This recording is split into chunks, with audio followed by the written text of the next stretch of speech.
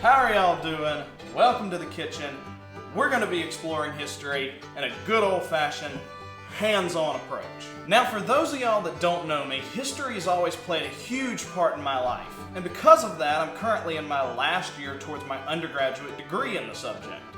Two of my special interests within that field are American colonization, so colonial America, and food history. So when I get to combine the two, I absolutely love it. And that's kind of what I'm trying to achieve with this video a little bit. Seeing that the 4th of July literally just passed us about 2 weeks ago, I think 2 weeks ago exactly to the day on the day that I'm filming this, y'all will see it a little bit later of course, why not discover one of the foods or touch on one of the foods that truly built America? And that of course is the humble ship's biscuit, or as y'all probably know it, hardtack. Now for those of y'all who are new to the channel, it's a pretty straight, simple, 3-step type of video. I'm going to talk a little bit about the history of the food, then I'm going to show you how to make the food, and then I'm going to taste the food and tell you kind of whether you should try it or not. Now I've already got some preconceived notions about this hardtack here, but you know what? They say don't judge a book by its cover, so we're not going to judge a book by its cover. We're going to go straight at it and probably break all our teeth out of our head, but you know what? We tried, and that's what America's about. So, as I kind of mentioned, the food is typically called a ship's biscuit, a biscuit, or simply just bread. It's not until after the American Civil War that it really becomes known as hardtack. And in reality, when we think about the food, we often think about the Civil War, and that's our only notion of hardtack. But there are mentions of the food, or foods like it, all the way dating back to the 12th century. So that's the 1100s back in Europe. And really the reason for that is, it's the perfect food to keep on a ship. There's a reason that why still to this day, if you go on a cruise ship or a boat or something and you ever find yourself in the unfortunate situation that you are on a lifeboat, Titanic type situation, heaven forbid you're ever in that situation, but if you ever are, you will find hardtack to this day. Why? Because it does not spoil and it's nutrient rich enough. It's a high calorie food. It's basically bread in its simplest form, and everybody knows bread turns to sugar. It's a carb, turns to sugar, and fuels you, while maybe not for a long period of time, it at least does it enough that you can live. It's sustenance, and that's the whole goal of it. Because of that, all the way back to the 12th century, you see navies stocking hardtack. And it's honestly, arguably the food that built the British Empire. Hardtack as a food, like I said, still has some practical uses today, but it was largely phased out of military use. Honestly, the Civil War is kind of its last big hurrah after canned food starts becoming mainstays. So by the time you get around to your 1890s war with Spain, your World War I in the early 20th century, and especially by World War II, hardtack has lost all of its practicality.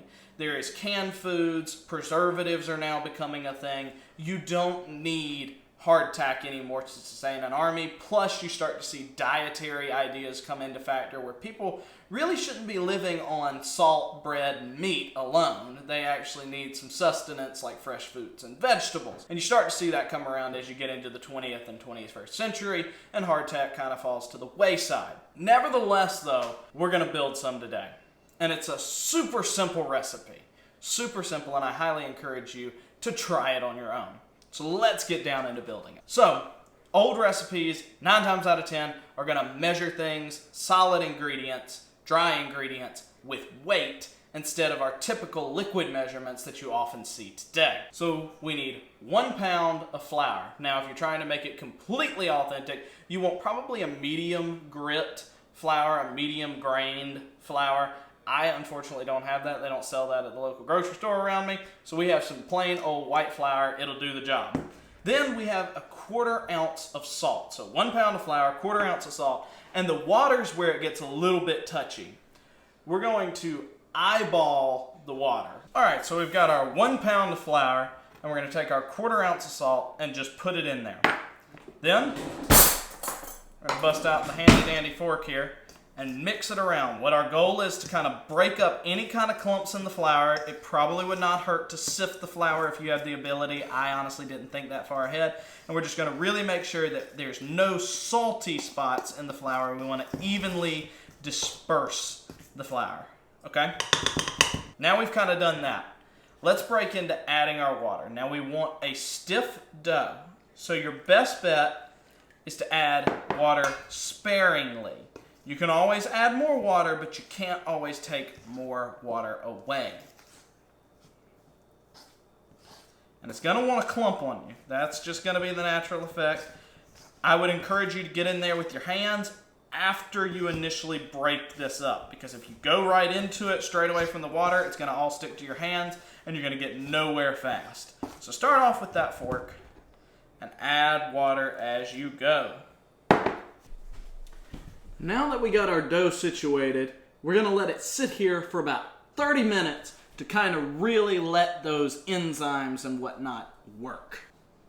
So the British Navy called that each sailor receives 1 pound of hardtack for every day. And considering that we made 1 pound of flour, and the water really probably didn't add all of that much weight, and we know the salt didn't, it was only 1/4 ounce, we can subdivide this into about 4 equal pieces.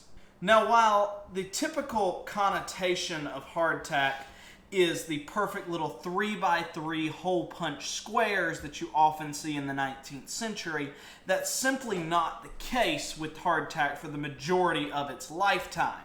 Instead, hardtack was often made by bakers kind of in the back room with not the intent to put up front for people to buy for Sunday dinner, but instead something that is going to be bought in bulk by a navy or by a private shipping company. And it's for this reason that when we make our hardtack, we're going to form it into little hockey puck sized circles, and then we're going to take a toothpick or a fork of your choice and put those holes in it. Now we're back to workable again. Letting it rest, it's going to get a little more moist. The ingredients are going to incorporate a little bit. So it never hurts to add a little extra flour, because you're probably going to end up with a stickier dough than you started with, as you can kind of see with me. So that should be about a 4-ounce piece. We've got these pockets. We don't want those pockets. So we're going to keep working it until we kind of rid it of these deep pockets that can hold moisture. The whole idea with this is we want to cook every bit of moisture out of this dough.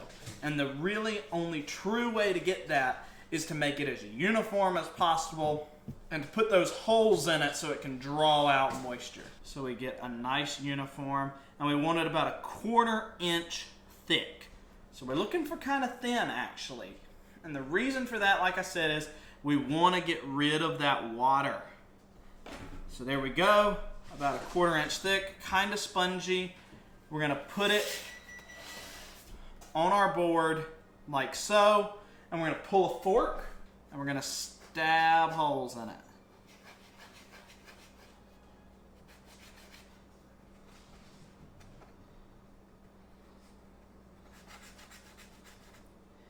And these holes are just going to ensure that the moisture really cooks out of it.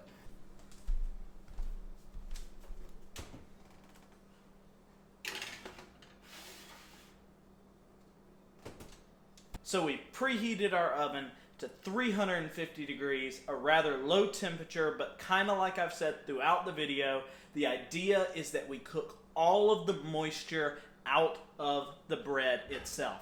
And we're going to leave it in this 350 degree oven for about 3 hours. And then, after we pull it out, we're going to let it sit overnight, about 12 hours, and cook it for an additional hour to make sure all of the moisture is out of this biscuit. And just like that, 4 hours later, we have ourselves 2 beautiful pieces of hardtack. Now, it was too pretty of a day not to finish the video outside. I've already wasted too much of the day inside at work. Tired of it. My favorite place in the world is the South Carolina woods. And you know what? Anytime that I get to stand right next to them is a pretty darn good day. So I figured let's finish the video off right by these woods. So I've got a piece here. I'm going to crack it open if I can crack it open. And we also have another piece sitting in some water. And the reason for that is one of the historical methods that made it a little bit easier to eat was to soak it in water or coffee or beer or something to that extent. I don't have coffee. I can't drink beer. So I'm using good old-fashioned water. But let's crack into this one here. Oh, yeah. Oh, would you look at that? Not an ounce of water in it. That thing was pretty hard to bust open. Overcooked it just a hair, so maybe dial it back on the time. Kind of you be your own judge. If it's browning up like that, that's probably a little too much, but we're gonna give it a go. I'm gonna bite from the middle if I can, so I don't get too much of that burnt. All right.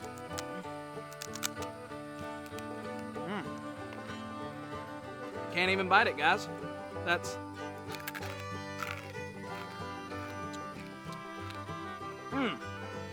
Tastes like freedom. Or nothing. That's not a stab at the government. This is kind of a food that built America.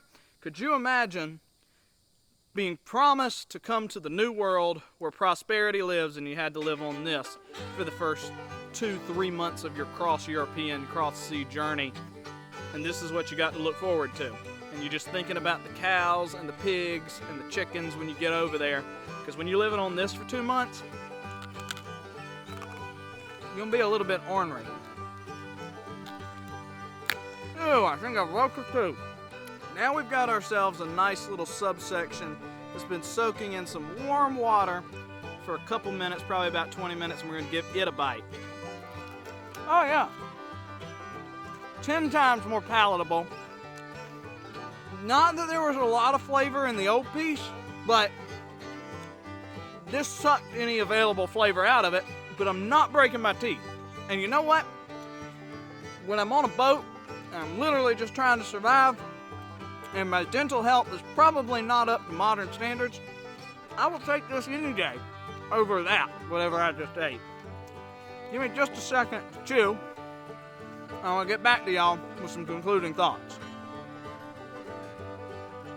Whew. This thing's a bit of a struggle to swallow. I will tell you, if you are looking for flavor or good eats, that's the furthest thing from flavor or good eats that you can get.